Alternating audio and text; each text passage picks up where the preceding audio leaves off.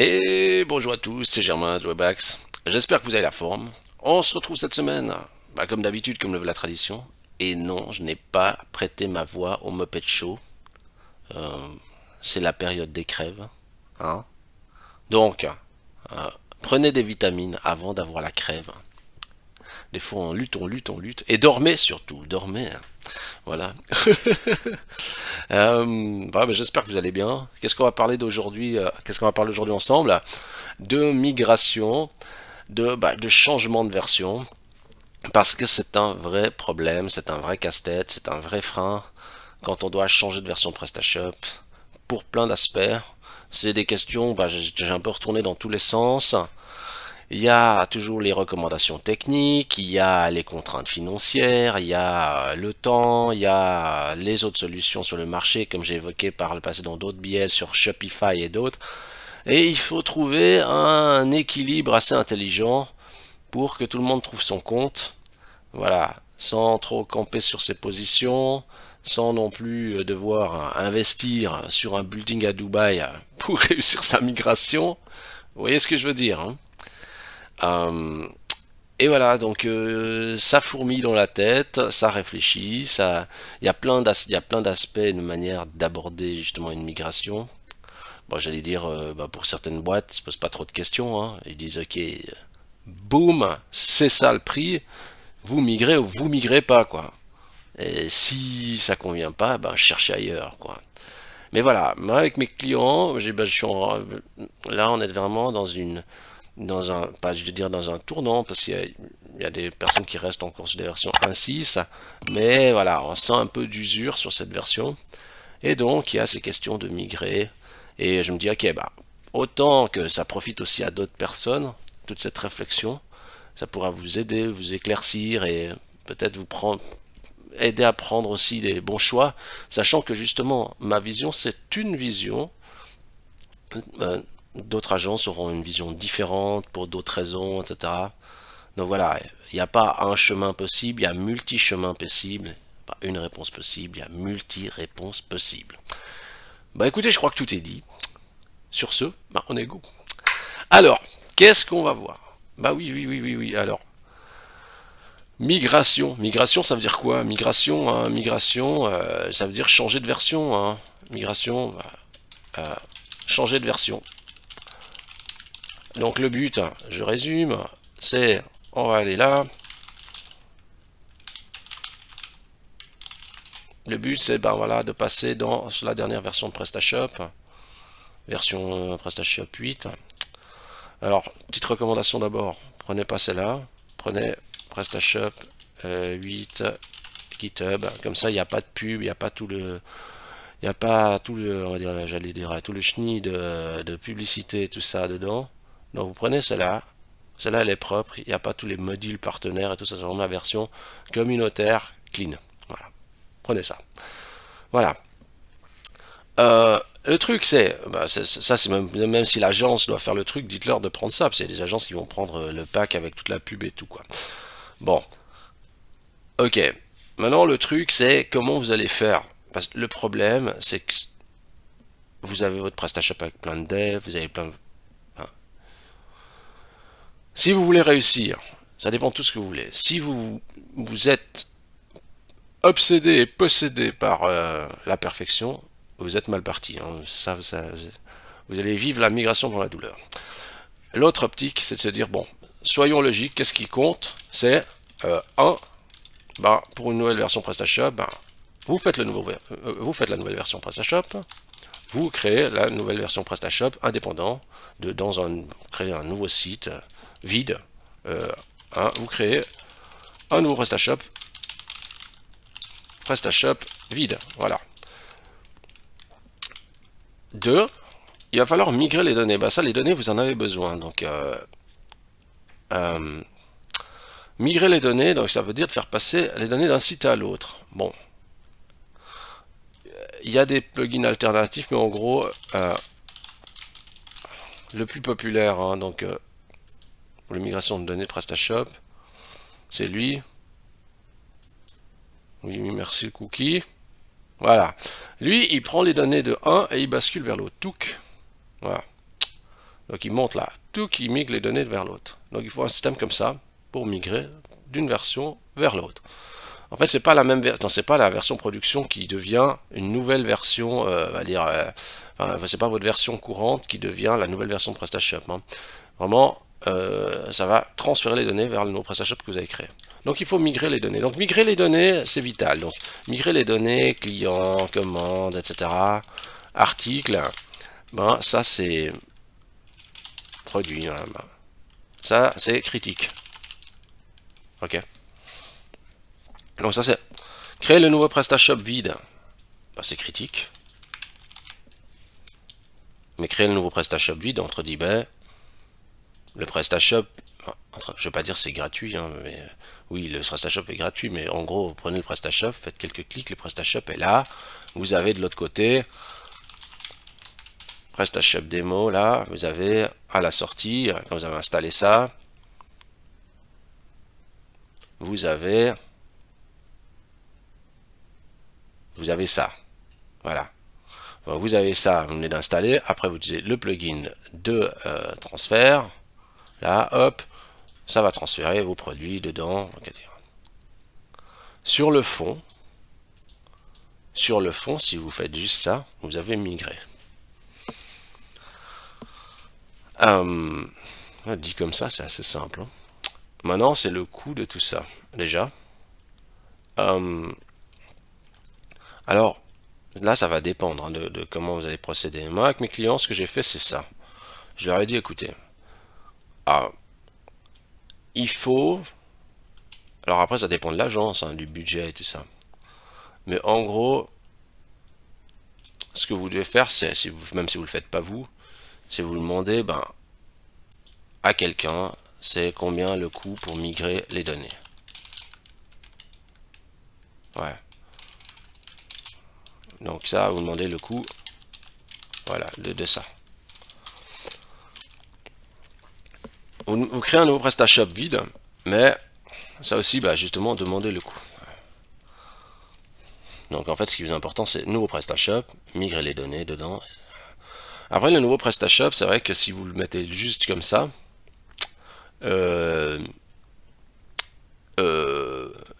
basique, peut-être c'est un peu basique. Alors bien sûr, vous pouvez retoucher un peu le CSS et tout. Peut-être ça va être un peu juste.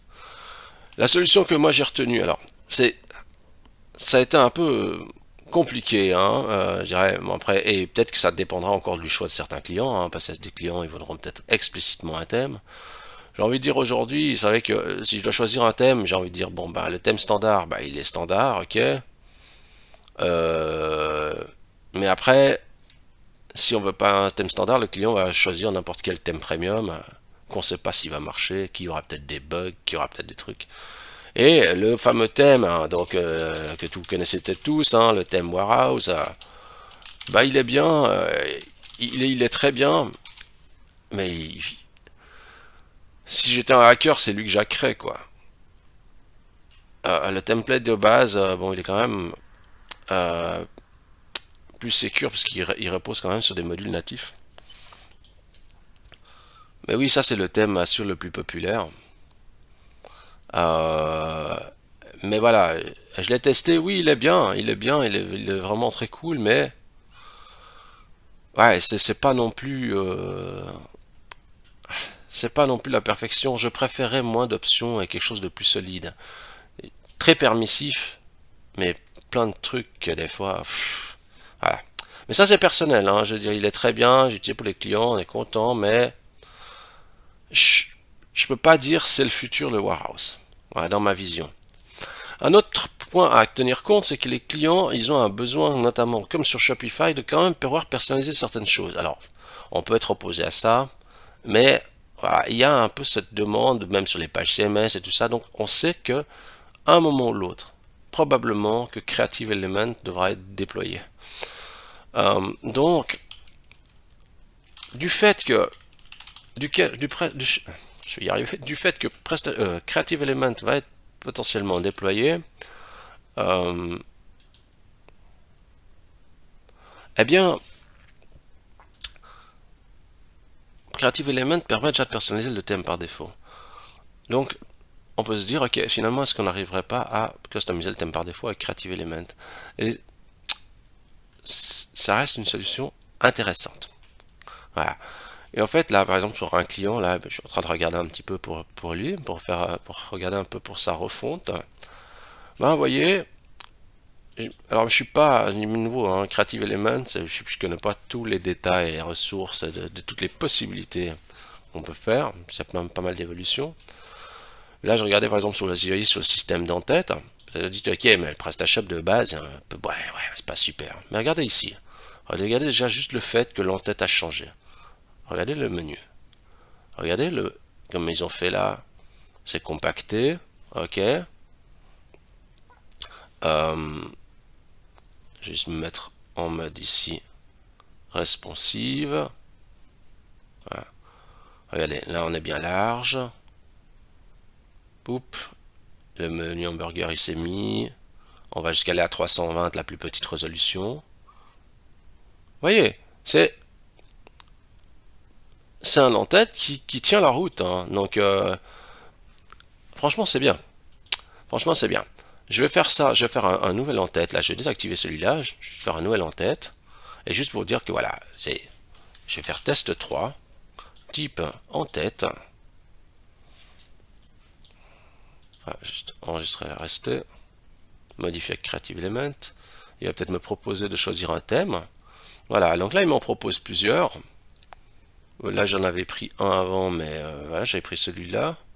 Je vais prendre un autre. Il y a quelques choix. Alors le but c'est pas d'avoir 36 000 choix. Il y a déjà des choix de modèles, donc c'est déjà vachement cool. Donc je prends lui. Voilà. Lui il est un petit peu différent. Après vous pouvez encore customiser les éléments. Donc vous voyez ici quand même dans l'interface graphique. Alors je dis pas que des fois il n'y a pas peut-être des retouches à faire en manuel sur le code.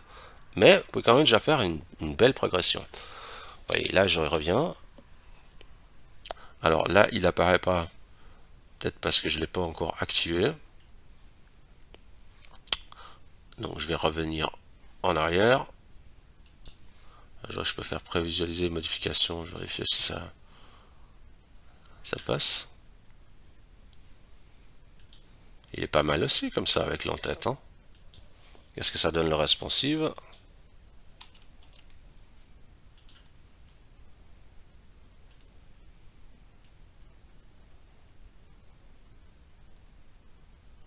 Franchement, objectivement, moi je trouve ça bien.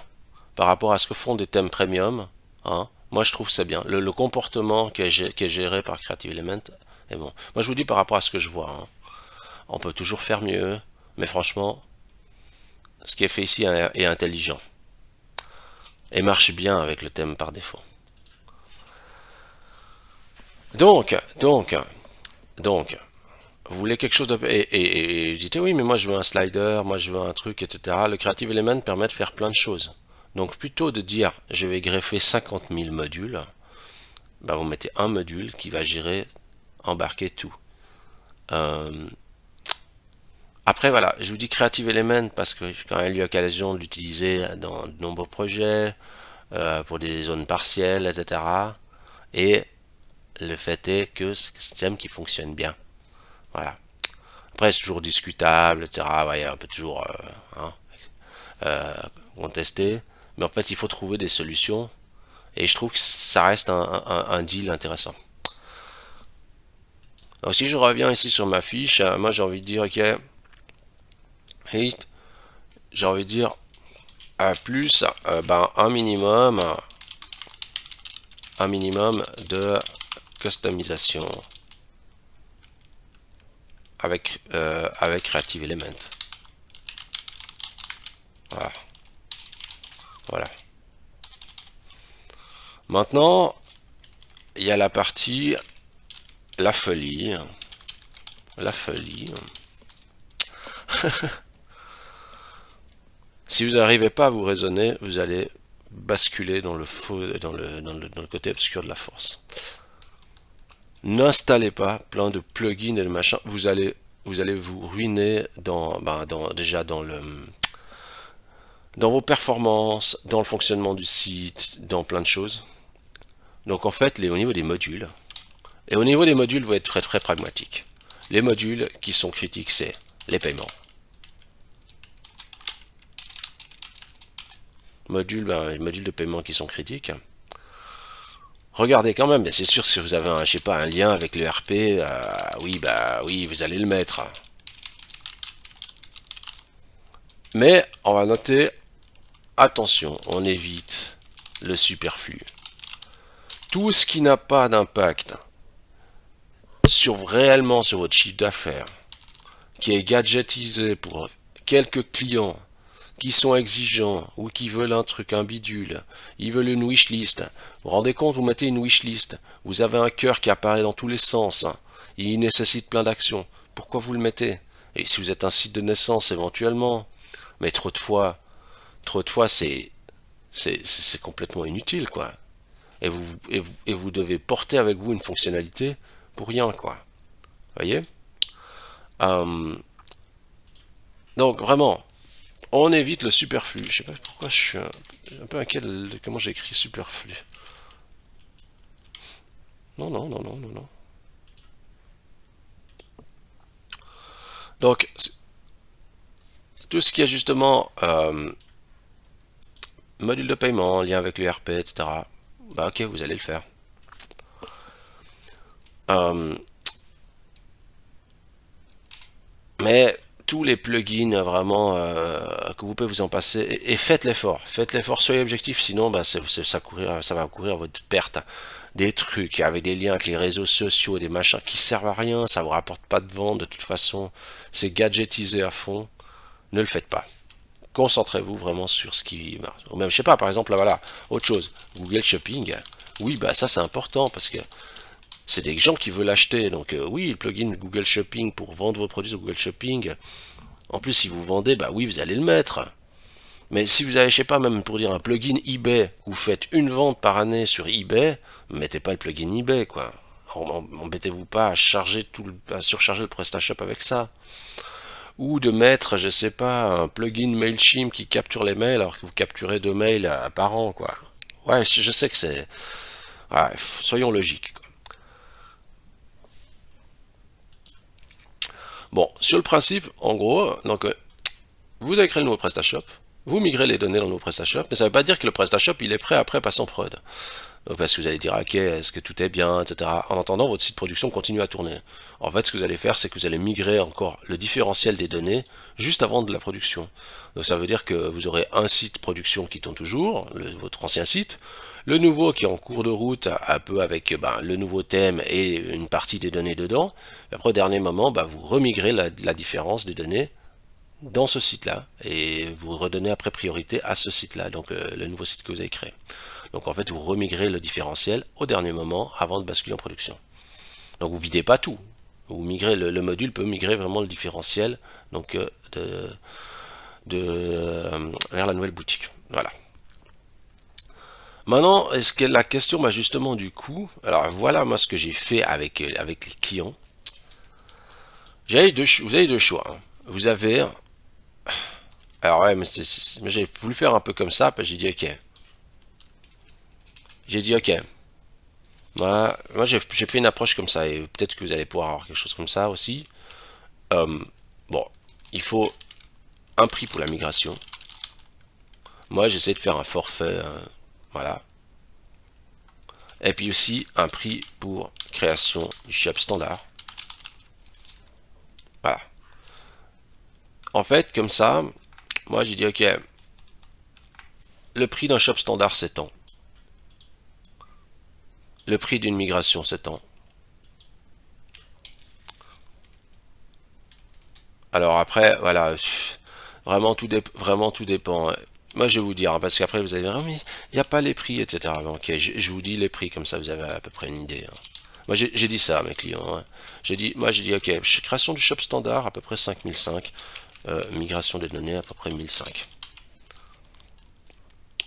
Alors, j'ai regardé ce qu'il y avait sur les boutiques des clients, puis j'ai dit, ok, ça, ok, on arrive à faire passer dans le shop standard, ça oui, puis à peu près 1500 sur les données.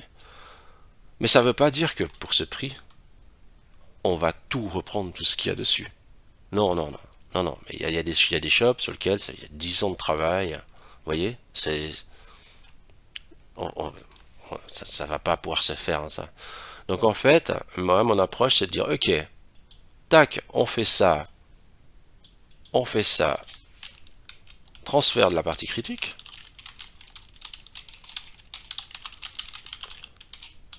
et après, et après, progression mensuelle. X CHF par mois. Alors pourquoi ça? Alors là, vous allez dire oui, mais voilà, nous, peut-être que voilà, peut-être vous ferez juste un one shot et tout ça. Moi, je vous présente juste ma manière de voir la chose, parce que peut-être que vous allez demander des refontes à des sociétés qui vont vous dire, je sais pas, va vous coûter 50 000 euros, 50 000 francs de tout transférer ou de refaire tout. Et en fait, déjà, ça va être très long, va falloir se lancer dans des débats interminables. Ça aussi, hein, j'ai pas parlé de ça. Mais ce qu'il y a, c'est que quand vous voulez faire des migrations compliquées, c'est des débats très longs sur tout ce qui va être migré. Pas migré, comment, pourquoi, la capture, l'écran, comment il doit être. C'est infernal. Ce qu'il y a, c'est que moi, j'ai une dimension petite, hein, donc j'ai une petite structure. Je peux pas passer mes journées à faire de l'analyse de comment ça va être le futur, comment. Non. Moi, ce que je sais, une chose qui est sûre, c'est qu'il faut un nouveau shop, ça c'est sûr, et qu'il faut migrer les données, ça c'est sûr. Là-dedans, on arrive à faire plus ou moins un certain nombre de choses. Voilà, donc on essaie de faire le maximum de choses. Donc je vais pas forcément tout définir ce que je vais faire dedans. Je vais dire ok ça je vais mettre dedans, ça je vais mettre dedans.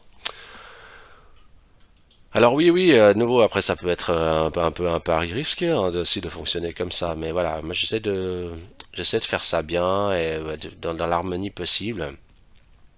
Puis avec justement aussi des clients qui savent voilà, que fonctionner comme ça, c'est un avantage aussi pour eux. Vous voyez dans le sens où bah ouais, si leur migration, le transfert en fait leur coûtait réellement, vous voyez, je veux dire 20 000 ou 50 000 francs, bah oui, ils sont avantageux de payer ce prix. Mais c'est pas parce qu'ils ont payé ce prix qu'ils vont avoir l'équivalent de ce, pour ça. Vous voyez vous comprenez bien ce que je veux dire, hein. Mais en fait, l'avantage de ça, c'est que ça permet de ça, faire le gap vers le nouveau système, et après, de rajouter ce qu'il y a besoin au fur et à mesure, et eux, ça leur permet d'investir moins rapidement le montant, ils peuvent investir en manière progressive, et puis moi aussi, ça me permet justement d'avancer aussi progressivement avec l'ensemble de mes clients. Voilà. Donc vous voyez, c'est ça la stratégie que moi j'ai retenue. Alors, voilà, il va dire oui, mais moi je veux tout en un coup, moi je veux autrement. Voilà, chacun sa vision, hein. Et on peut aussi dire, bah, on fait que le shop standard et la migration standard, et puis ça ira très bien, quoi. Mais il y a des clients où ils ont vraiment des choses plus avancées, mais voilà. Si on essaie tout de faire en one shot, ce qui va se passer, c'est qu'il va se passer ça. Vous allez lister les points, lister les points, lister les points. Ça va faire ça, ça, ça, ça, ça. Ça va se rallonger. Le budget va commencer à être élevé, ta. Vous allez vous perdre dans des échanges de mails interminables. Tout le monde va s'essouffler. Et non, il faut une méthode vraiment agile, quoi. Il faut accepter ça, mais il faut présenter aussi cette vision, hein. D'ailleurs, moi, jusqu'à présent, j'étais plus sur une approche en disant on consolide, on bouge pas trop, parce que il y avait déjà la friction sur le budget global qui allait vraiment être freinant. Donc voilà, c'est mieux de dire ok, on fait par petites touches, que pour le client finalement, il puisse transiter vers un nouveau système avec un budget voilà, supportable. Tout dépend bien sûr de votre volume et tout ça. Après, je pense que vous avez. J'ai pas regardé là, mais. Migration PrestaShop.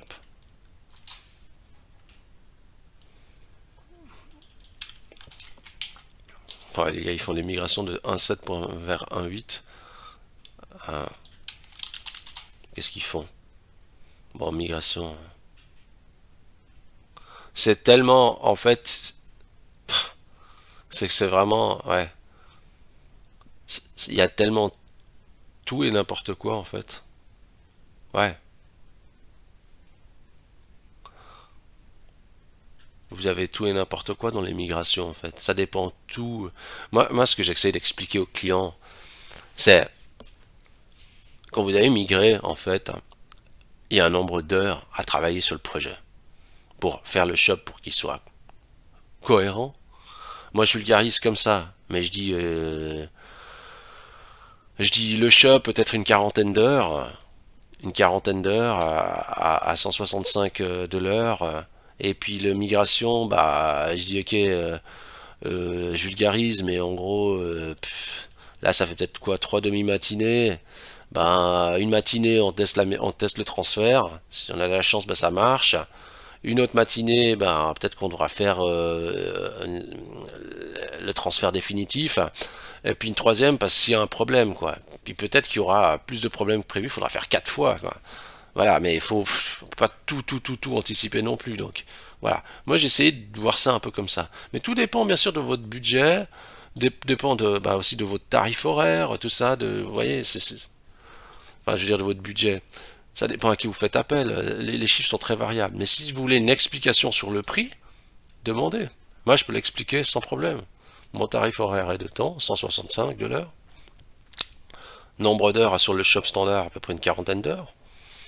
Prix de migration, là, bah, migration, c'est à peu près, je dis, trois demi-journées. Voilà, je me laisse ça. Moi, je vois ça comme ça. J'ai découpé ça comme ça. Ça ne veut pas dire que comme ça, c'est la science absolue. J'ai essayé de standardiser pour arrêter de passer un temps infini à faire des réunions, à faire des débats, à faire des trucs, à n'en plus finir, quoi. Voilà, voilà. Bah, j'espère que ça vous a peut-être inspiré, peut-être ça vous a donné des idées, peut-être même si vous êtes prestataire, vous allez dire mais pas du tout, on fait pas comme ça. Euh, nous on fait du point par point parce on veut pas la folie. Mais voilà, c'est une approche possible. Les gens doivent comprendre, voilà, vous allez fonctionner plus sur un système d'heures et vous allez faire le maximum possible pour eux, pour arriver à passer un maximum d'éléments dans le nouveau système, voilà. Et voilà. Après, concrètement, sur la partie financière, je veux dire, une méthode comme je vous ai montré comme ça, pour l'agence, c'est moins intéressant. C'est moins intéressant parce que vous avez plus avantage, enfin, vous faites plus d'argent, entre guillemets, à dire je vais évaluer tout et je vais dire voilà, ça va coûter ça, bam.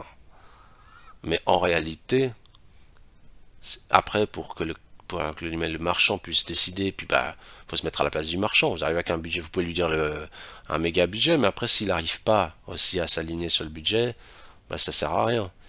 Faut être assis à sa place. Donc voilà. Vous voyez, il faut mixer un peu les deux mondes. Puis moi, je vous dis, là, je vous dis ce que je vous dis, les prix comme ça, l'évaluation, ben, je dis ça pour la Suisse, puis je vous dis ça pour moi en tant que petite structure. Hein. En France, en peut-être une petite structure, ça n'a peut-être rien à voir. Et en Suisse, sur peut-être une agence moyenne ou une plus grosse agence, on va dire mais ridicule, quoi. Vous voyez. Ça dépend vraiment de comment vous êtes, ou positionnez de votre marché, les prix, tout ça. Voilà. Si vous avez aimé cette vidéo, vous pouvez liker la vidéo, vous pouvez vous abonner à la chaîne YouTube, vous pouvez faire plein de choses, quoi. D'un coup, vous savez pas faire, quoi faire, hop, vous tapez Webax dans Google, vous pouvez donner 5 étoiles, ça fait toujours plaisir. Regardez comme je suis content. Et sur ce, ben, on se dit à tout bientôt.